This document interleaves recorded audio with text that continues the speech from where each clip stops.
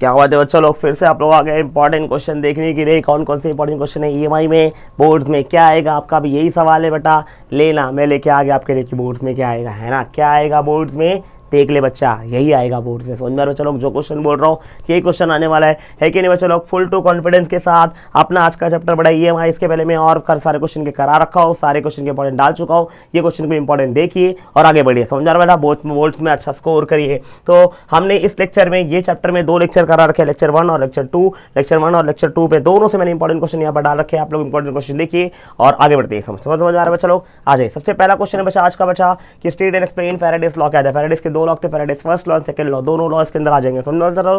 फिर आएगा lens experiment क्या था बच्चा लोग। फिर आएगा बेटा प्रूव दैट फैराडेज लॉ, हमने प्रूफ किया था E = -dφ/dt, वो प्रूफ था। वो प्रूफ आप लोग एक बार देख लेना। समझ में आ रहा है बच्चा लोग। अच्छा, फैराडेज लॉ अगर आया तो कितने मार्क्स के लिए आएगा बेटा, ये 2 से 3 मार्क्स के आ सकता है। 2 मार्क्स के लिए पूछता है, कभी कभी 3 मार्क्स के लिए पूछता है ना बच्चा लोग। लेंस एक्सपेरिमेंट पूछा था 3 मार्क्स में, कितने मार्क्स से पूछा बेटा, 3 मार्क्स में। अगर उसका प्रूफ पूछा फैराडेज लॉ का प्रूफ, तो कितने मार्क्स से पूछेगा बेटा, 3 मार्क्स में, है ना। उसका 3 क्वेश्चन था बेटा। फैराडेज लॉ के प्रॉब्लम ने 3 से डिराइव किया था बेटा, फैराडेज यूज करके। जब कॉइल मूव किया था तो ईएमएफ कितना आया था, जब रॉड रोटेट किया था तो ईएमएफ कितना आया था, और जब कॉइल रोटेट किया था तो ईएमएफ कितना आया था। वो 3 डेरिवेशन थे, वो 3 डेरिवेशन आपको पता होना चाहिए। और तीनों के तीनों डेरिवेशन कितने मार्क्स के बेटा, 3-3 मार्क्स के, है ना। पहला डेरिवेशन भी 3 मार्क्स का, दूसरा डेरिवेशन भी 3 मार्क्स का, और तीसरा डेरिवेशन भी कितने मार्क्स का बेटा, 3 मार्क्स का ये डेरिवेशन है। क्या क्वेश्चन था बेटा, derive expression for induced EMF due to a rectangular coil moving in a uniform magnetic field B bar by using Faraday's law. Second में induced due to rod rotating in uniform magnetic field by using Faraday's law. और फिर coil rotate हो रहा था बेटा uniform magnetic field में, और इसको भी यूज करना था बेटा बाय यूजिंग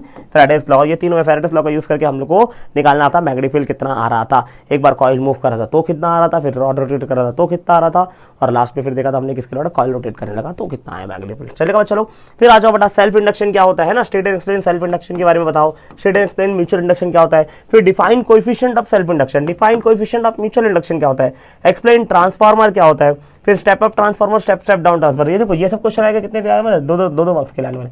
कितने मार्क्स के लिए चलो, 2 मार्क्स 2 मार्क्स, है ना, 2 मार्क्स के लिए। मतलब इन शॉर्ट ये थियरी, छोटी छोटी थियरीज है। ये आया तो डिफाइन ट्रांसफार्मर 3 मार्क्स के लिए पूछा जा सकता है ना। Step up step down transformer पूछा तो 1 मार्क्स के लिए। कितने मार्क्स के लिए पूछ सकता है बेटा, 1 मार्क्स के लिए। बात क्वेश्चन अच्छा है।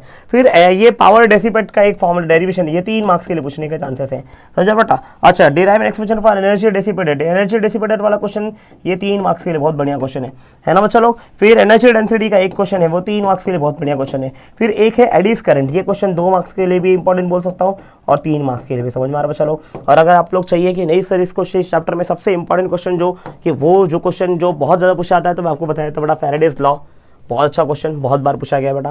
प्रूफ ऑफ फैराडेज लॉ बहुत अच्छा क्वेश्चन है, चलेगा। चलो ये 2 कर लो, है ना। उसके बाद आ जाओ सीधा सेल्फ इंडक्शन क्या होता है, म्यूचुअल इंडक्शन क्या होता है, coefficient self induction, coefficient of mutual induction, और सीधा जमकर पोटेंशियल एनर्जी। किधर पोटेंशियल एनर्जी का डेरिवेशन में चलो, हाँ ये पोटेंशियल एनर्जी, पोटेंशियल एनर्जी का डेरिवेशन और एडीज करंट, है ना।